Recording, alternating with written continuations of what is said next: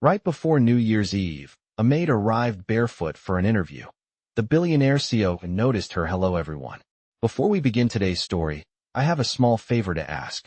Please hit subscribe and turn on the notification bell so you never miss our channel's new videos.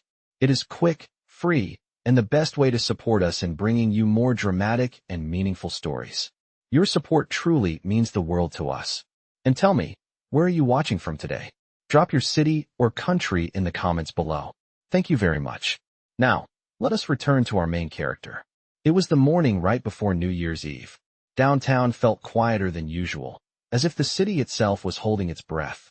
Most offices were already running on skeleton crews. Holiday lights still clung to street poles, but the excitement was gone, replaced by a cold, practical truth. If you had not secured work by now, the year was ending without mercy. The glass tower stood tall against the gray winter sky, its polished lobby glowing with soft white light. Inside, the air was warm, clean, and expensive. Marble floors reflected the ceiling lights like still water. Everything about the building said control, success, and distance from the real world outside. In the waiting area on the 42nd floor, 25 candidates sat in neat rows. Men in pressed suits. Women in tailored coats. Leather shoes freshly polished. Resumes printed on thick paper, folders aligned on their laps. Some checked their watches. Some rehearsed answers under their breath. Others smiled too confidently, already imagining where they would be celebrating tonight if they landed this job. This interview mattered, not just because the company was powerful, but because it was December 31st. There were no second chances before the new year. Then the elevator doors opened again. She stepped out quietly. No heels clicked against the floor. No shoes at all. Her feet touched the cold marble bare, toes slightly pink from the winter air she had just escaped. She wore a simple Maid uniform, carefully washed but clearly old. Over it, a thin coat that did not quite belong to the season. In her hands, she held a worn canvas bag, gripped tightly, as if letting go might cause everything inside to spill apart. The room changed instantly. Conversation stopped. A few heads turned, then turned away. One woman frowned. A man lifted his eyebrows, then pretended to reread his resume. Someone coughed, the sound sharp in the sudden silence. She did not explain herself. She did not apologize. She walked to the last empty chair and sat down, placing her bag neatly at her feet. Bare feet. On marble. In a building where everything was designed to never feel the cold. Her shoulders were straight, but her hands trembled just enough to give her away. This was not a mistake. She knew exactly where she was. She had woken up before dawn that morning in a small rented room with no heat, listening to her phone buzz with reminders she did not need. Rent overdue. Job listings expired. Bills waiting for a year. She could not afford to enter unemployed. Her shoes had finally given up the night before. The soles separated completely as she walked home from her last cleaning job. She had tried to fix them with tape. It did not work. She stood there in the hallway, holding the broken pieces, and made a decision most people in this room would never have to make. Food or shoes. Transportation or dignity. She chose to walk. Because this interview was not optional. It was not ambition. It was survival. Across the hall, behind a glass wall that overlooked the city, a man stood silently, watching the waiting room below. He was not supposed to be there today. The billionaire chief executive officer rarely attended interviews, especially for positions this low on the corporate ladder. But something about the end of the year had left him restless. Too many reports. Too many numbers that looked good on paper and felt empty in real life. He had told his assistant he wanted to observe. No announcements. No introductions. Just watch. He had already dismissed most of the candidates in his mind. Not because they were unqualified, but because they were predictable. Perfect answers. Perfect posture. Perfect confidence. Then he saw her. Not immediately. Not dramatically. At first, it was just the absence of sound. No shoes. His gaze dropped to the floor, then slowly rose back to her face. She was not looking around nervously. She was not trying to hide. She sat still, eyes forward, breathing slow, as if she had already accepted every possible outcome of this day. She knew she did not belong here. And she came anyway. He did not feel pity. What he felt was recognition. Because long before the suits and glass towers, he remembered what it was like to walk into rooms where people decided your worth before you spoke. The assistant stepped beside him and began whispering names, credentials, accomplishments. He did not interrupt. His eyes stayed on the woman with bare feet, sitting at the end of the row, holding her life in a canvas bag on the last morning of the year. And for the first time that day, the interview truly began. The waiting room felt warmer than the street outside, but the tension in the air made it hard to breathe. The woman with bare feet sat quietly, hands folded over the canvas bag on her lap. Inside were a folded resume, a small notebook, and a phone with a cracked screen that no longer held service. Everything she owned that mattered fit inside that bag. If this interview failed, she did not know where she would go after midnight. She kept her eyes forward, not because she was confident, but because looking around would only remind her how different she was from everyone else in the room. The others belonged here. She could tell. They talked easily about previous positions, about companies she had only heard of on television. They spoke with the comfort of people who assumed the year would end well for them no matter what happened in this room. She did not have that luxury. For her, the year had already taken too much. Just 2 weeks earlier, she had been working double shifts, cleaning apartments for families who were already packing for holiday trips. They wished her a happy new year without really looking at her. Then the call stopped. One client moved. Another cut back. The last one said they would call after the holidays. After the holidays meant January. January meant nothing if she could not survive December. She had debated not coming today. Standing barefoot at the entrance of this building, staring at her reflection in the glass, she had almost turned around. Almost convinced herself that humiliation was worse than hunger. But then she remembered the eviction notice folded under her mattress. The quiet way her landlord had said, "I am sorry, but business is business." The way the city felt colder. Every night when you did not have anywhere safe to land. So she stepped inside. Now, her name was called. The sound echoed through the waiting room, clean and formal. She stood, adjusted her coat, and picked up her bag. As she walked toward the interview room, she felt every inch of the cold floor beneath her feet. She did not rush. She did not hesitate. She walked as if she belonged. Inside the room, the panel waited. 3 managers, 1 assistant, and at the far end of the table, a man she did not recognize, seated slightly apart, watching quietly. She did not know he was the chief executive officer. She only noticed that he was not taking notes. They asked her to sit. The chair was padded, warm. She tucked her feet beneath it without comment. The first questions were standard. Her name, her work history. She answered honestly. No embellishment. No dramatic explanations. She cleaned offices, apartments, hotels when they needed extra help. She worked weekends. She learned quickly. She showed up early. She did not complain. One manager glanced down at her resume and frowned. "You do not have formal training," he said. "No, sir," she replied calmly. Another leaned back in his chair. "Why do you want to work here?" The room went quiet. She could have said stability. She could have said benefits. She could have said growth. Instead, she took a breath and told the truth. "Because this job is not temporary," she said. "And I need something that does not disappear when the season changes." They exchanged glances. Then came the question she knew was coming. One of them cleared his throat. "We have to ask, why are you not wearing shoes?" She felt her face warm, but she did not look away. "My shoes broke last night," she said. "I chose to come anyway." A pause. "You understand how that looks," the man said carefully. "Yes," she answered. "But I also understand how it would look if I did not show up at all." The man at the end of the table finally spoke. His voice was calm, steady, without judgment. "If we gave you this position," he asked, "what would you do first?" She thought for a moment. "I would work," she said. "I would learn how things are done here. I would make sure no one regretted the decision." "And after that?" he asked. She hesitated, then allowed herself a small honesty she usually kept hidden. "After that," she said softly, "I would finally breathe." Something shifted in the room. The interview ended sooner than she expected. No promises. No reassurance. She was thanked and escorted back to the elevator. As the doors closed, she let out a breath she had been holding for hours. She did not cry. She did not smile. She only pressed her forehead lightly against the cool metal wall and whispered to herself that she had done everything she could. Upstairs, the panel debated quietly. Some felt uncomfortable. Some felt impressed. Some worried about image. The man at the end listened to all of it. He remembered a different year, long ago, when he had sat across from someone who decided he was a risk instead of a possibility. He remembered how that single decision had almost ended everything before it began. He stood.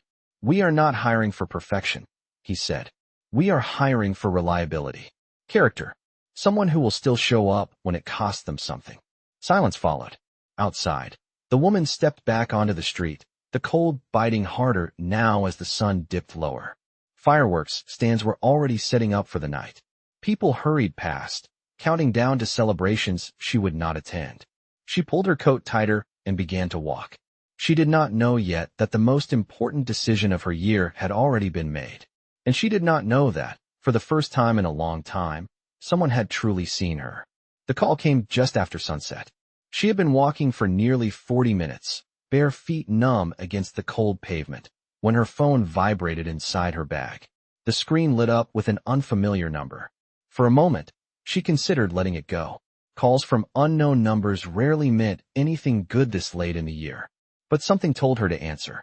"Hello," she said, her voice steady but cautious. "This is from the corporate office," a woman said politely. "We are calling regarding your interview earlier today. Are you available to speak?" She stopped walking. Cars rushed past her, headlights blurring into streaks of white and red. Somewhere down the block, a street vendor was setting up fireworks for the night. The year was preparing to end, whether she was ready or not. "Yes," she said. "I am available." There was a pause. Then, "We would like you to return to the building tomorrow morning. 8 o'clock sharp." Her heart began to race. "For a second interview?" she asked. "For a conversation," the woman replied. "Please arrive prepared." The line went dead. She stood there for a long moment. Phone pressed against her ear, the cold forgotten. Tomorrow morning meant the year would not end the way she thought it would. Tomorrow morning meant possibility. She slept very little that night. The city celebrated without her. Fireworks cracked in the distance as midnight approached. She lay on her narrow bed, staring at the ceiling, replaying every word she had said in that room. Every look, every pause. She told herself not to hope. Morning came quickly. When she arrived at the building the next day, the lobby was almost empty. The holidays had thinned the crowd. Everything felt quieter, slower, as if the world was resetting itself. She wore the same uniform, the same coat, still no shoes. This time, no one stared. She was escorted upstairs, past offices she had only seen from the waiting room before. She noticed details she had missed the day before. Family photos on desks, coffee mugs with faded logos, a framed quote about leadership and responsibility. She was brought into a smaller room. No panel, no folders, just the man from the end of the table. He stood when she entered. "Thank you for coming back," he said. She nodded. "Thank you for calling me." He gestured for her to sit. This time, she did not tuck her feet away. She placed them flat on the floor, accepting the cold without flinching. "I want to be very clear," he said. "This is not another interview." She looked at him carefully. "Then what is it?" she asked. "It is a question," he replied. "And your answer matters more than anything on your resume." She waited. "If we offered you a position here," he continued, "one that comes with stability, training, and long hours, what would you expect in return?" She did not answer immediately. "In return," she said slowly, "I would expect honesty, clear expectations, and the chance to prove myself without being judged for where I started." He nodded once. "That is fair," he said. He slid a folder across the table. Inside was an offer letter, a starting date, benefits, a salary number that made her chest tighten. She read it twice, afraid she had misunderstood. "I do not understand," she said quietly. "Why me?" He leaned back in his chair. "Because yesterday, you showed up when it cost you something," he said. "Most people only perform well when conditions are comfortable." She thought about her broken shoes, about the walk, about the choice she had made. "I was not testing you," he added. "I was watching." "For what?" she asked. "For character," he said. "For honesty. For how someone carries themselves when they think no one important is looking." Her hands trembled as she held the folder. "You should know," he continued, "that this company has made mistakes in the past. We have hired people who looked impressive and failed when things became difficult." She looked up at him. "And you think I will not?" she asked. He smiled slightly. "I think you will try," he said. "And that matters more than talent alone." She swallowed hard. "I have one question," she said. "Go ahead." "Why did you not say any of this yesterday?" she asked. He paused. Because I wanted to see who you were without reassurance, he said. And I wanted to see if you would still walk away with your dignity intact. She understood then. This was never about being barefoot. It was about being unseen. She signed the offer. When she stood to leave, he reached into a drawer and placed a small box on the table. Before you go, he said, this is not a gift. It is company property. Inside was a simple pair of shoes. Practical, comfortable, unremarkable. We have safety standards, he said evenly. You will need these. She nodded, unable to speak. As she stepped back into the lobby, shoes on her feet, the world felt different. Not because it was suddenly kind, but because she had been given a place to stand. Behind the glass walls upstairs, the man watched her leave. He did not feel like a hero. He felt like someone who had finally made a decision that aligned with the kind of leader he wanted to be in the new year. And he knew this was only the beginning. Her first week began quietly. No announcements. No speeches. No dramatic welcome. She arrived early every morning. Shoes neatly tied, uniform pressed with care. The building felt different now that she belonged inside it. The marble floors were still cold, but no longer hostile. The security guards nodded at her. The receptionist smiled, not out of pity, but recognition. She was assigned to housekeeping operations on 3 floors, working alongside a small team that had learned not to expect much from people in her position. Most new hires lasted a month. Some barely 2 weeks. She listened more than she spoke. She learned where supplies were kept, which supervisors valued efficiency, and which ones valued silence. She memorized routines. She noticed details others ignored. A spill no one reported. A broken drawer that kept getting jammed. A trash bin always overflowing near the conference rooms after late meetings. She handled all of it without complaint. What people did not see was how carefully she treated every task, as if the job itself were a promise she intended to keep. By the end of the first week, someone noticed. Not a manager. Not an executive. A senior operations coordinator stopped her in the hallway. You are new, he said. But you work like you have something to protect. She did not know how to answer that. She simply nodded and went back to work. Upstairs, behind glass and distance, the chief executive officer watched reports come in. Productivity numbers. Incident logs. Quiet notes from supervisors who did not yet know why they were being asked to observe someone in housekeeping. The feedback was consistent. Reliable. Early. Careful. Respected. One note stood out. She notices things before they become problems. He read it twice. A few days later, he passed her in the hallway. Not deliberately. Not dramatically. She did not recognize him at first. She was wiping down a railing, focused, headphones tucked into her pocket instead of her ears. When she looked up, she froze for half a second, then straightened. Good morning, she said politely. He nodded. Good morning. No titles. No acknowledgement. But he noticed how she did not shrink. She did not fidget. She met his eyes briefly, then returned to her work. Later that afternoon, a problem surfaced. A high-level client arrived unexpectedly, furious about a missed service request that had been buried under holiday backlog. Voices rose. Staff scrambled. Supervisors blamed systems. She heard it from the hallway. Without being asked, she checked the service log, traced the delay, and quietly fixed the issue before it escalated further. She did not take credit. She did not announce herself. The situation resolved itself. The client left calmer than he arrived. The chief executive officer received the update that evening. He closed his laptop and leaned back in his chair. This was not about loyalty. It was about instinct. The following Monday, she was called into a different office. Smaller. Brighter. No interview table. She stood, hands folded, waiting. You did not have to step in last week, the man said from behind the desk. I know, she replied. But I could. He studied her. Why did you not tell anyone, he asked. She thought for a moment. Because the problem mattered more than being seen, she said. That answer stayed with him. Over the next few weeks, her responsibilities shifted quietly. She was asked for input, trusted with coordination, allowed to suggest improvements. Small things at first, then larger ones. Some coworkers noticed. Some resented it. One supervisor confronted her in the break room. You think you are special now? He asked sharply. She looked at him calm. No, she said. I think the work is important. That was all. By the end of the month, she was no longer invisible. Not because she demanded attention, but because she earned trust. On a cold evening near the end of January, she stayed late to finish a task no one wanted. The building was nearly empty. Snow drifted outside the windows. She stood by the glass, looking out at the city she had nearly lost. The man stepped beside her. "You could have gone home," he said.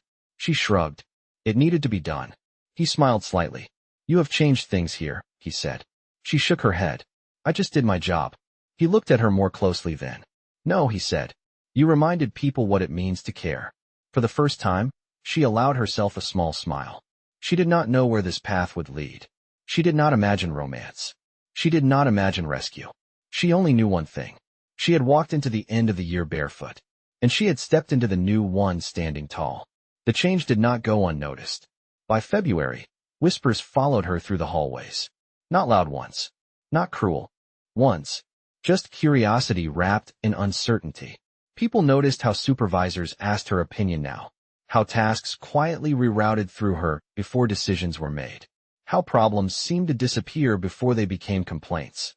And inevitably, some people grew uncomfortable. One afternoon, she was called into a meeting she had not expected to attend. A mid-level operations review, usually closed to anyone outside management. She stood near the wall at first, unsure if there had been a mistake. Then the chief executive officer looked up. "She is supposed to be here," he said calmly. The room fell silent. She took a seat, heart steady but alert. This was new ground. Not hostile, but not welcoming either.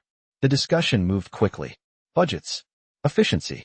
A proposal to outsource part of the cleaning operations to cut costs. The numbers looked good on paper. Several managers nodded along. Then the chief executive officer turned to her. "You work closest to this," he said. "What would we lose?" The question landed heavily. She did not rush her answer. "We would lose trust," she said. "Outsourced teams rotate often. They do not learn the building. They do not notice patterns. Small things break before anyone reports them. Those small things become expensive." One manager frowned. "That is an emotional response." She met his gaze evenly. "No," she said. "It is an operational one." The chief executive officer watched the exchange without interruption. "Continue," he said. She explained calmly. "Turnover costs. Training delays. Mistakes that never made it into reports." She did not argue. She informed. When the meeting ended, the decision was postponed. Later that day, she sat alone in the break room, replaying the moment in her mind. She wondered if she had overstepped, if honesty had crossed into presumption. The door opened. "You did not," he said, answering the question she had not voiced. She looked up, surprised. "You spoke from experience," he continued. "That is what leaders are supposed to do." She hesitated. "I am not a leader." He smiled faintly. "Not yet." The distance between them shifted then. Still professional. Still careful. But different. They began to talk more. Not about the past. Not about wealth or struggle. About systems. About responsibility. About the strange weight of making decisions that affected people you would never meet. One evening, after another late finish, they walked out of the building together.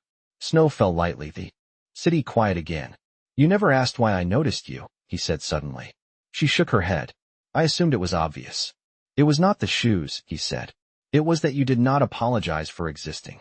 She stopped walking. "I spent years apologizing," she said. "It did not change anything." He nodded. "I know." That honesty settled between them, warm and dangerous at the same time. But not everyone approved. A senior manager requested a private meeting. "She is crossing lines," he said carefully. "People are talking." "About what?" the chief executive officer asked. "About favoritism." The word hung in the air. "Is she unqualified?" he asked. "No." "Is she underperforming?" "No." "Then the problem is not her," he said. The manager hesitated. "People do not like surprises." "Then they should adapt," he replied. Still, the tension grew. She felt it in the way conversations stopped when she entered a room. In the way some smiles became tight. In the way opportunity always carries a cost. One night, she considered stepping back, returning to the quiet safety of invisibility. She stood in the empty lobby after hours, shoes in her hand, remembering the cold marble from that first day. She did not take a step back. The next morning, an internal announcement was released. A new initiative focused on internal operations improvement. She was named as a coordinator. No mention of her past. No justification. Just a role. Reactions were mixed. She kept working. The chief executive officer watched from a distance, aware that this was the true test. Not whether she could rise, but whether she could endure. Their conversations remained careful, respectful, charged with something neither of them named. Trust came first. Everything else would have to wait. And as winter slowly loosened its grip on the city, the company began to change in small, but unmistakable ways. So did they. The offer changed everything, and that frightened her more than poverty ever had. By early spring, the building no longer felt unfamiliar. She knew the rhythms now. The quiet hours before 8. The rush between meetings. The way problems surfaced first in places no one glamorous ever visited. She had earned her role. No one could deny that. But when the chief executive officer asked her to meet him late one evening, she sensed that this conversation would not be about operations. He did not invite her to his office. Instead, he chose the small conference room overlooking the city, where the lights felt softer and the distance between titles seemed less sharp. "I want to talk to you about what comes next," he said. She did not sit right away. "I am listening," she replied carefully. He slid a document across the table. Not an offer letter this time. A proposal. Training. Mentorship. A path into a permanent leadership role within the company's foundation arm, the part of the business that worked directly with housing support, workforce development, and internal employee welfare. "This is not charity," he said before she could speak. "It is work. Difficult work. And it will put you in rooms where you will be questioned." She stared at the paper. "I do not have the background for this," she said quietly. "I barely had the background for the job I have now."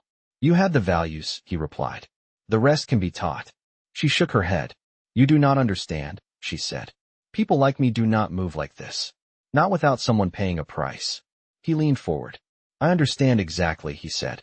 "That is why I am offering structure, not protection." Silence filled the room. This was the moment many would dream of. The moment people imagined when they talked about being noticed.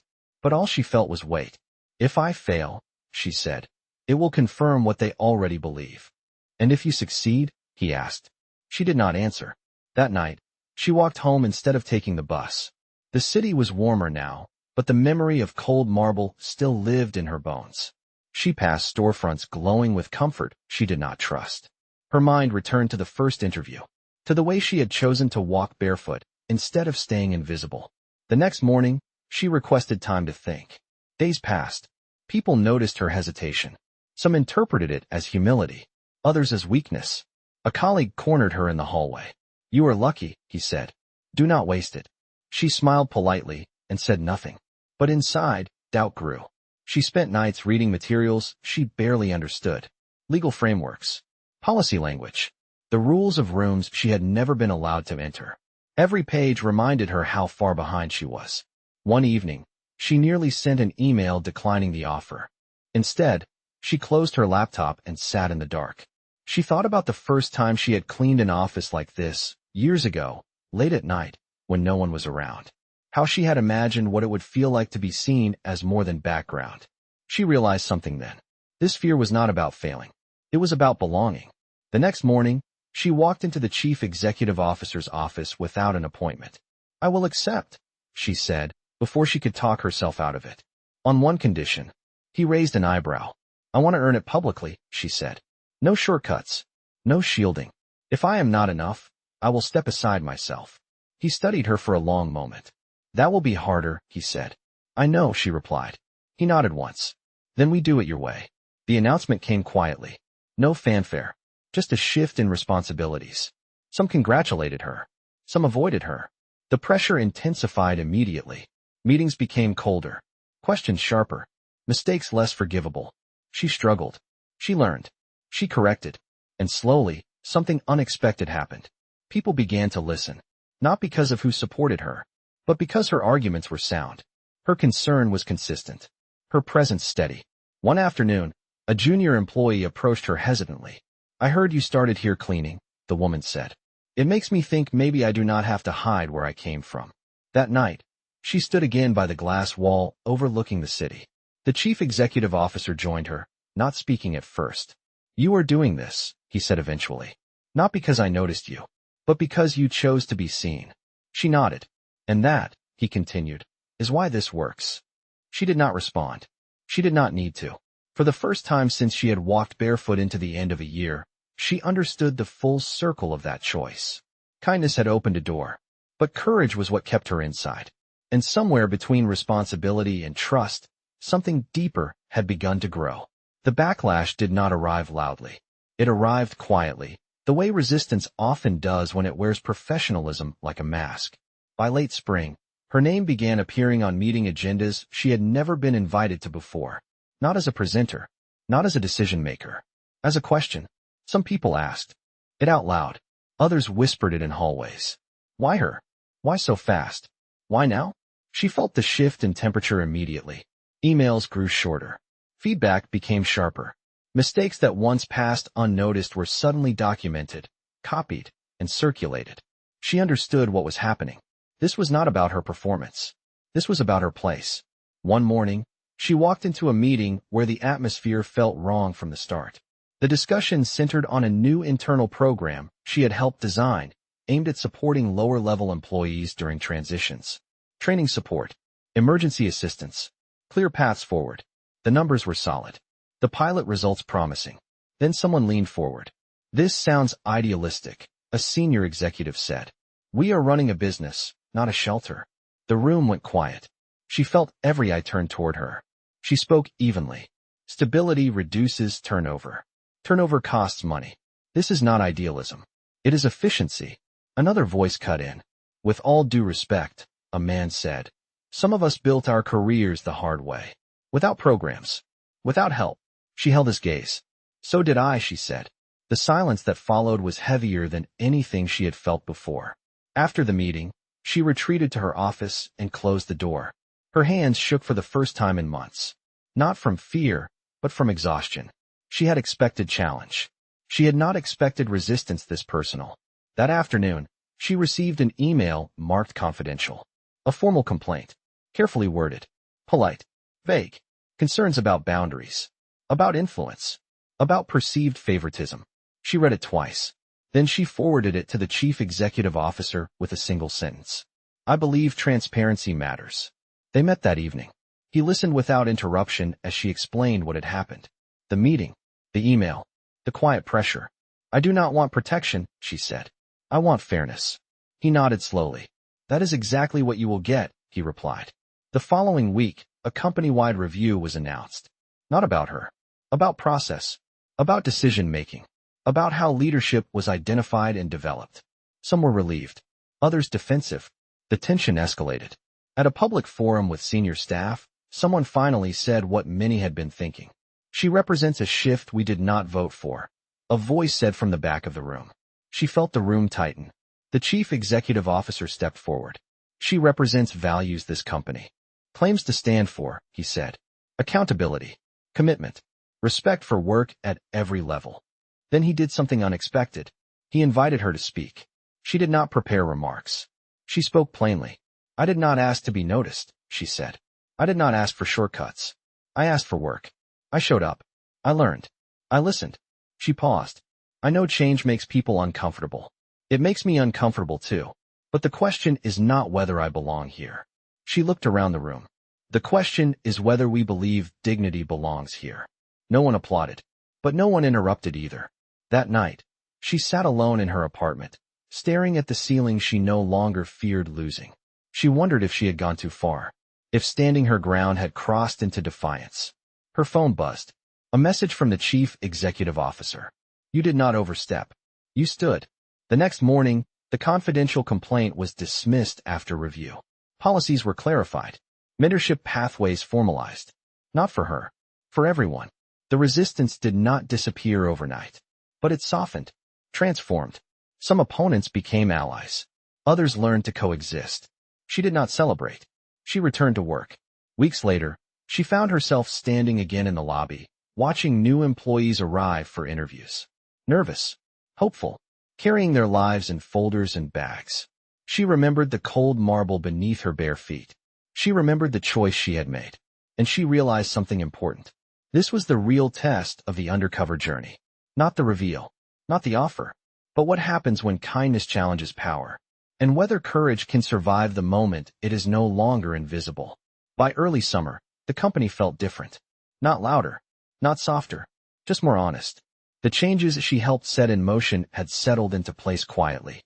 Emergency support systems were formalized. Training paths were clearer. Turnover dropped in departments no one had ever prioritized before. Numbers confirmed what many had resisted admitting. Care worked. She did not stand on stages or give speeches. She moved through hallways with the same steady pace she always had. But now, people stopped her, asked questions, asked for advice. One afternoon, she received an invitation that made her pause. A board-adjacent event. Not mandatory. Informal. A small gathering meant to introduce new initiatives to donors and senior stakeholders. She read the message twice. This was not her world. Not yet. Maybe not ever. That evening, she stayed late, reviewing reports she already knew by heart. The building emptied around her. The city outside glowed gold in the late sun. The chief executive officer knocked lightly on her open door. "You do not have to go," he said. She smiled faintly. "I know. But you are considering it," he added. "Yes," she admitted. "Because avoiding rooms does not change them." He nodded.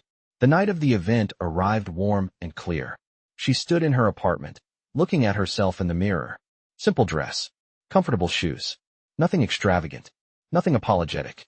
As she entered the venue, conversations hummed around her. Laughter. Glasses clinking. Familiar ease among people who had always belonged in rooms like this. She felt the old instinct rise. The urge to shrink. She did not. She moved forward, greeting people as they were introduced. She spoke when asked. Listened more than she talked. She did not explain her past unless invited.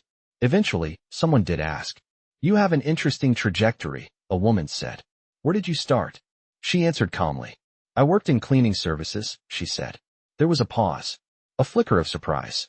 Then something unexpected happened. "That explains it," the woman replied. "You understand systems from the ground up." The conversation moved on. Across the room, the chief executive officer watched quietly. He did not intervene. He did not rescue. He did not need to. Later that evening, as guests began to leave, they stood near the balcony overlooking the city. "You were comfortable," he said. She shook her head. "I was present." "That is different." He smiled. "I wanted to tell you something," he said, "before you hear it elsewhere." She waited. "The board approved the expansion of the foundation initiative," he said. "They want you to lead the next phase." Her breath caught. "That is a lot of responsibility," she said. "Yes," he replied. "And it comes with visibility." She turned to face him. "I will accept," she said slowly, "if the work stays real. If this never becomes about appearances." "It will not," he said. "Not if you are involved."